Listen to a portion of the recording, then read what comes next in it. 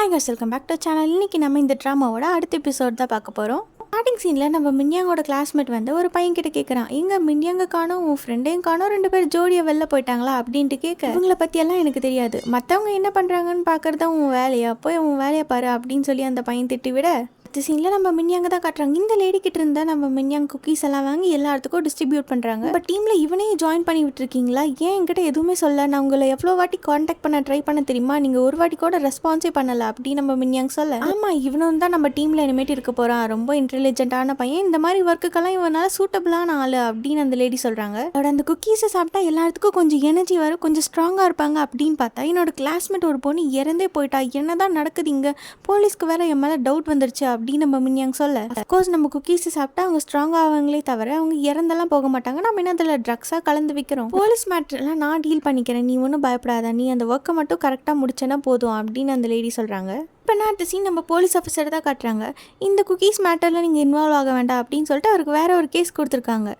அது என்ன கேஸ்னால், நம்ம ஹீரோனோட வீட்டுக்கு டீம் லீடர் வந்தாங்களா, அதை பற்றி இன்வெஸ்டிகேட் பண்ண சொல்லி அவங்களுக்கு கேஸ் கொடுத்துருக்க, அவர் அப்படியே பேசிகிட்டே வந்து அவரோட கார் கிட்ட ஒரு ஸ்டாஃப் நிற்கிறாங்க. நீங்கள் ஏன் கார் கிட்ட என்ன பண்ணுறீங்க அப்படின்ட்டு அவர் கேட்க, என்னோட லைட்டர் இங்கே விழுந்துருச்சு, அதை எடுக்கலாம் தான் வந்தேன் அப்படின்ட்டு அவர் சொல்லிட்டு போகிறாரு. இதெல்லாம் நம்புற மாதிரியா இருக்குது அப்படிங்கிற மாதிரியே நம்ம போலீஸ் ஆஃபீஸர் டவுட்டோடையே அந்த இடத்த விட்டு கிளம்ப, கட் பண்ண அடுத்த சீன் இப்போ போலீஸ் ஆஃபீஸர் வந்து டீம் லீடர் தான் மீட் பண்ண வந்திருக்காங்க ஜெயிலுக்கு. நான் அந்த குக்கீஸ் எடுக்கலாம் தான் அவளோட வீட்டுக்கு போனேன், எனக்கு வேறு எந்த இன்டென்ஷனுமே கிடையாது, அவள் தான் எனக்கு அந்த குக்கீஸை கொடுத்தா, அது சாப்பிட்டதும் எனக்கு உலகமே ஒரு மாதிரி வித்தியாசமாக தெரிஞ்சது, என்னை சுற்றி நிறைய பொண்ணுங்கள்லாம் இருந்தாங்க, எனக்கு அது ரொம்ப பிடிச்சிருந்துச்சு, அதனால தான் மறுபடியும் அந்த குக்கீஸ் சாப்பிட்லாம் அப்படின்னு அவள் வீட்டுக்கு போனேன், என்னால் அந்த குக்கீஸை சாப்பிடாம உயிர் வாழவே முடியாது அப்படின்னு அவர் சொல்ல, குக்கியை சாப்பிட்டதும் நீ ஒரு மாதிரி சிரிச்சிட்டே கீழே விழுந்தியா அப்படின்னு போலீஸ் ஆஃபீஸர் கேட்க, எப்படி சார் நீங்கள் கரெக்டாக சொல்கிறீங்க, அட்லீஸ்ட் நான் சொல்கிறத நீங்கள் ஒருத்தராச்சும் நம்புறீங்களே அப்படின்னு அவர் சொல்கிறாரு. ஆக்சுவலாக அந்த அன்னைக்கு அந்த மின்யாங் பொண்ணு அவள் தான் அந்த குக்கீஸை வீட்டுக்கு கொண்டு வந்தா அப்படின்னு சொல்லி நம்ம மின்யாங் பற்றி அவர் ஏதோ சொல்ல வர, அதுக்குள்ளார அந்த ஆஃபீஸர் கிளம்பி போயிடுறாங்க.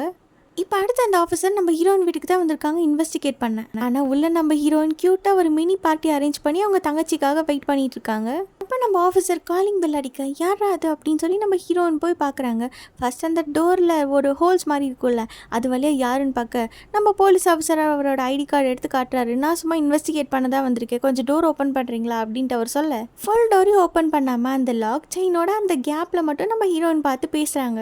இதுக்கு முன்னாடி உங்கள் வீட்டில் நடந்த ஒரு இன்சிடென்ட் பற்றி நான் இன்வெஸ்டிகேட் பண்ண தான் வந்திருக்கேன், கொஞ்சம் டோர் ஓப்பன் பண்ணுறீங்களா அப்படின்னு நம்ம இன்ஸ்பெக்டர் அதை பற்றி பேச எனக்கு இன்ட்ரெஸ்ட் இல்லை அப்படின்னு நம்ம ஹீரோன்னு சொல்கிறாங்க. உங்கள் தங்கச்சி மின்யாங்கும் இந்த கேஸுக்கும் நடுவில் ஏதோ லிங்க் இருக்குன்னு தோணுது அப்படின்னு சொல்ல, இதை கேட்டு நம்ம ஹீரோன் பயங்கர கடுப்பாகிறாங்க. அப்போ இந்த ஆஃபீஸர் ஒரு குக்கீஸ் எடுத்து, நீங்கள் நினைக்கிற மாதிரி இது ஒன்றும் சாதாரண குக்கி இல்லை, இதை பற்றி உங்களுக்கு தெரியுமா அப்படின்னு கேட்க, குக்கீஸை தான் ஆல்ரெடி லேபில் கொடுத்து டெஸ்ட் பண்ணியாச்சு, இது சாதாரண குக்கி தான் அப்படின்னு ரிசல்ட்டே வந்துருச்சு, உங்களுக்கு தெரியாதா அப்படின்னு நம்ம ஹீரோன் கேட்க, சூப்பர் மார்க்கெட்டில் இருந்தால் நான் வாங்கிட்டு வந்தேன், பட் ஆனால் உண்மையாலுமே அந்த மிஸ்டீரியஸான குக்கி எங்கே இருக்குன்னு உங்கள் தங்கச்சிக்கு மட்டும்தான் தெரியும் அப்படின்னு அவர் சொல்கிறாரு. உங்கள் தங்கச்சி கொடுத்த இந்த குக்கீஸ்னால அவள் கிளாஸில் படிக்கிற ஒரு கிளாஸ்மேட் இறந்தே போயிட்டா, கொஞ்சமாச்சும் இந்த கேஸை சீரியஸாக எடுத்துக்கோங்க அப்படின்னு அவர் சொல்ல, இது கேட்டு கடுப்பான நம்ம ஹீரோயின், இதுக்கு முன்னாடி வந்த டீம் லீடருக்கும் உங்களுக்கும் எந்த டிஃப்ரென்ஸுமே இல்லை, அவரும் இப்படி தான் நைட் டைமில் வந்து குக்கீஸை பற்றி கேட்டு என்ன டார்ச்சர் பண்ணிட்டு இருந்தாரு, அந்த மாதிரி தான் நீங்களும் பண்ணுறீங்க அப்படின்னு இருக்கு. இப்போ அடுத்த சீனில் ஸ்கூலில் மயக்கம் போட்டு விழுந்து அந்த பொண்ணை தான் காட்டுறாங்க.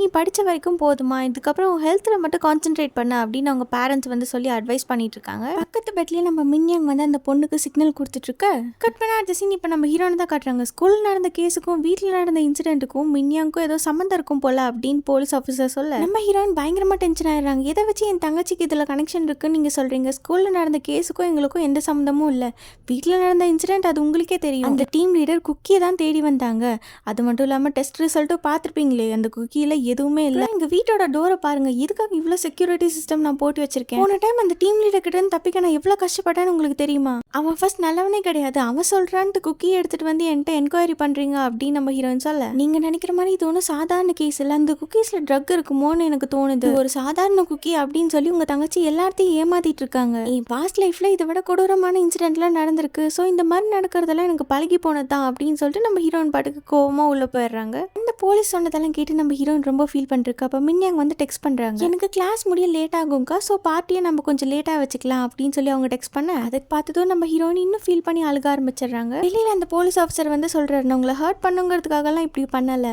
உங்களுக்கு எப்போ என் மேலே நம்பிக்கை வருதோ அப்போ எனக்கு கால் பண்ணுங்க, நம்ம பேசலாம் அப்படின்னு சொல்லி அவரோட கார்டு அங்கே வச்சுட்டு கிளம்ப, அப்போ நம்ம ஹீரோயின் டோர் ஓப்பன் பண்ணி வந்து சொல்கிறாங்க, எனக்கு உங்கள் மேலே நம்பிக்கை இருக்குது, நான் என்ன பண்ணால் நீங்கள் என்ன இன்னசென்ட் அப்படின்னு நம்புவீங்க அப்படின்னு சொல்லிட்டு கேட்க, மின்யாங்கோட பாய் ஃப்ரெண்ட் யார் அதை மட்டும் எனக்கு சொல்லுங்கள் அப்படின்ட்டு அவர் சொல்கிறாரு. அடுத்த சீன்லேயே நம்ம மின்யாங்கோட ஃபேக் பாய் ஃப்ரெண்ட்காக நம்ம ஹீரோயின் வெயிட் பண்ணிட்டு இருக்காங்க. சடனாக மீட் பண்ணுன்னு சொல்லியிருக்கீங்க, ஏதாச்சும் ப்ராப்ளமா இல்லை ஏதாச்சும் நான் ஹெல்ப் பண்ணுமா சொல்லுங்க அப்படின்ட்டு அந்த பையன் கேட்க, நாளையிலேருந்து மின்யாங்கோ ஹாஸ்டல் தானே, ஸோ அது சம்மந்தமாக பேசலாம் தான் கூப்பிட்டேன். அது மட்டும் இல்லாமல் அந்த குக்கியை எப்படி ப்ரிப்பேர் பண்ணுறீங்கன்னு சொன்னீங்கன்னா நானும் வீட்டில் கொஞ்சம் ட்ரை பண்ணி பார்ப்பேன் அப்படின்னு நம்ம ஹீரோயின் கேட்க, என்னடா இது சடனாக இப்படியெல்லாம் கொஸ்டின் கேட்குறாங்க, என்ன ஆன்சர் பண்ணுறதுன்னு தெரியாமல் அப்படியே அந்த பையன் முழிச்சிட்டு இருக்கான். அப்படியே அந்த சீனை கட் பண்ணால் இந்த பக்கம் ஹாஸ்பிட்டலில் தான் கட்டுறாங்க. அந்த பொண்ணை ஒரு வழியை டிஸ்சார்ஜ் பண்ணி அவங்களோட பேரண்ட்ஸ் அப்படியே கூட்டிகிட்டு வர ஆப்போசிட்டில் அப்பன்னு பார்த்து போலீஸ் ஆஃபீஸர் வராரு. அந்த போலீஸ் ஆஃபீஸரை பார்த்ததும் அந்த பொண்ணு பயங்கரமாக ஆக்டிங் பண்ண ஆரம்பிச்சிடறேன். அப்படியே அவங்க அப்பா பின்னாடி போய் ஒளிஞ்சு ரொம்ப பயந்துட்டு நிற்க, அப்புறம் அந்த பொண்ணு வந்து சொல்கிறா, இந்த போலீஸ் ஆஃபீஸர் தான் இப்போ என்னோட டிப்ரெஷன் ஸ்ட்ரெஸ் எல்லாத்துக்கும் காரணம், ஸ்பெஷல் கிளாஸில் ஜாயின் பண்ணுங்கிறதுக்காக நீ தானே அந்த பொண்ணை கொன்ன அப்படி இப்படின்னு சொல்லி என்னை கேள்வி மேலே கேள்வி கேட்டு டார்ச்சர் பண்ணுறாரு அப்படின்னு அந்த பொண்ணு சொல்ல, அந்த குக்கீஸை கொடுத்து நான் தான் அந்த பொண்ணை கொண்டுட்டேன் அப்படின்னு நீ தானம்மா என்கிட்ட வந்து சொன்னேன், இப்போ அப்படி மாற்றி பேசுகிறா அப்படின்னு அந்த போலீஸ் ஆஃபீஸர் கேட்க, அப்புறம் அந்த பொண்ணு பயங்கரமாக ஆக்டிங் போட இதை பார்த்து அவங்க அப்பா டென்ஷன் ஆயிடுறாரு. இதுக்கப்புறமும் என் பொண்ணுக்கிட்ட வந்து கொஸ்டின் கேட்குறேன், என்கொயரி பண்ணுறேன் அப்படி இப்படின்னு சொல்லி டார்ச்சர் பண்ணிங்கன்னா அவ்வளோதான் அப்படின்னு சொல்லி அவர் மிரட்ட, எல்லாத்தையுமே மேலே இருந்து நம்ம மின்யாங் பார்த்துட்டு இருக்காங்க. இந்த பையனோட அப்பா ஒரு பேக்கரி வச்சிருக்காரு, அவர் தான் இந்த குக்கீஸ் எல்லாம் வீட்லேயே ரெடி பண்ணுறாரு. நீங்கள் கேட்ட ஹெல்ப்பை நான் பண்ணிட்டேன், இதுக்கு மேலே நான் டிஸ்டர்ப் பண்ணிடாதீங்க அப்படின்னு சொல்லிட்டு நம்ம ஹீரோயின் கட் பண்ணுறாங்க. டிஸ்சார்ஜ் பண்ணி அந்த பொண்ணு வீட்டுக்கு கூட்டு வந்ததும் அந்த பொண்ணு போய் மேலே போய் சொல்கிறாங்காட்டிக்கு இன்னும் எச்சாதான் டிப்ரெஷனில் உட்காந்துட்ருக்கு.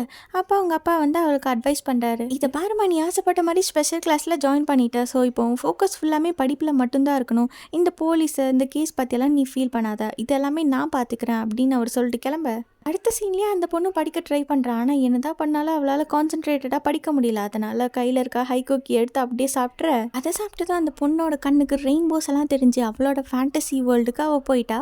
இப்போ அந்த பொண்ணு அவளோட உலகத்தில் பார்க்குறா, அவள் கிளாஸில் எல்லா ஸ்டூடெண்ட்ஸும் இருக்காங்க, அதில் டாப் ரேங்கர்ஸ் எல்லாம் பார்க்குறா, இவங்களாம் தான் நல்லா மார்க்ஸ் ஸ்கோர் பண்ணுறாங்க அப்படின்னு தெரிஞ்சதும் ஒரு ஸ்டீல் ஸ்கேல் எடுத்து ஒருத்தராக போய் குத்தி கொலை பண்ணுறா. கிளாஸில் இருக்க எல்லா டாப் ரேங்கர்ஸையும் கொலை பண்ணதுக்கப்புறம் அந்த பொண்ணு பயங்கர ஹாப்பியாக அவள் டெஸ்கில் உட்காந்து சிரிச்சிட்ருக்க.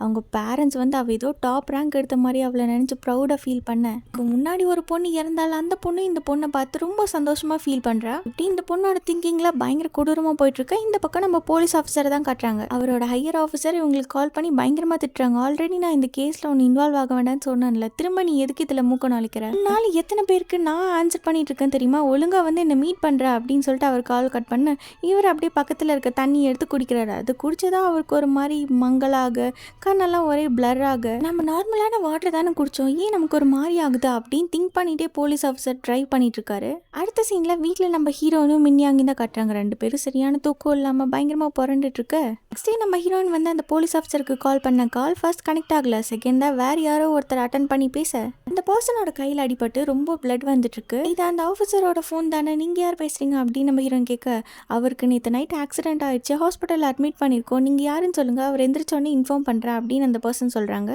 அடுத்த சீனில் இப்போ ஸ்கூலில் ஸ்டாஃப் தான் சொல்லிட்டு இருக்காங்க, பாஸ்டில் நடந்த கேஸை பற்றி யாருமே பேசக்கூடாது, எல்லாத்தோட ஃபுல் கான்சன்ட்ரேஷனும் ஸ்டடீஸில் மட்டும்தான் இருக்கணும், ஃபர்ஸ்ட் வெளில அடித்த உடனே எல்லாரும் அவங்க திங்ஸை கொண்டு போய் ரூமில் வச்சுட்டு வந்துடணும் அப்படின்னு அவங்க சொல்லிட்டு இருக்க, என்னோட திங்ஸையும் நானே ரூமில் கொண்டு போய் வச்சுறேன் அப்படின்னு நம்ம மின்யாங்கோட ஃபேக் பாய் ஃப்ரெண்ட் சொல்ல, நம்ம மின்யாங்க அப்படியே திரும்பி பார்க்குறாங்க.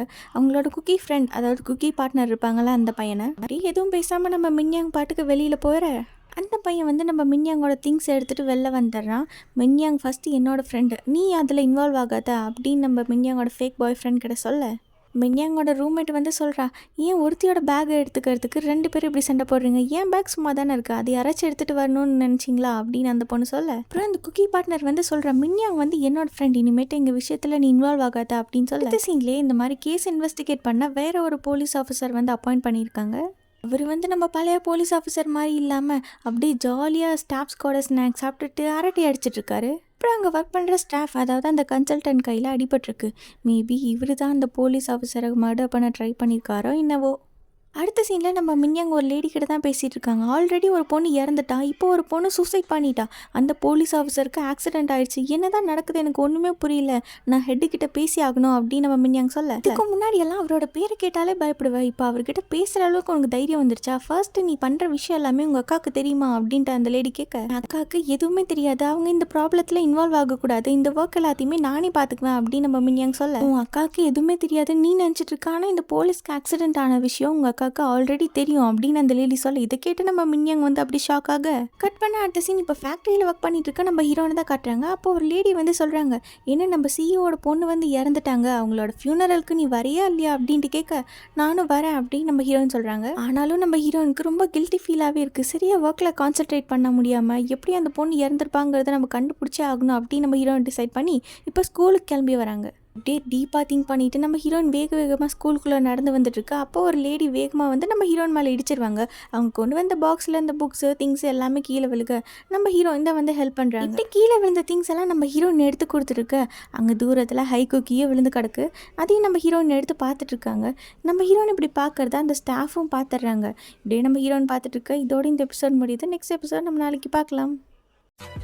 லைக் பட்டனை போடுடா, உன் கருத்தை கமெண்ட்ல சேருடா. இந்த வீடியோ பிடிச்சிருந்தா மறக்காம சப்ஸ்கிரைப் பண்ணுங்க மக்களே.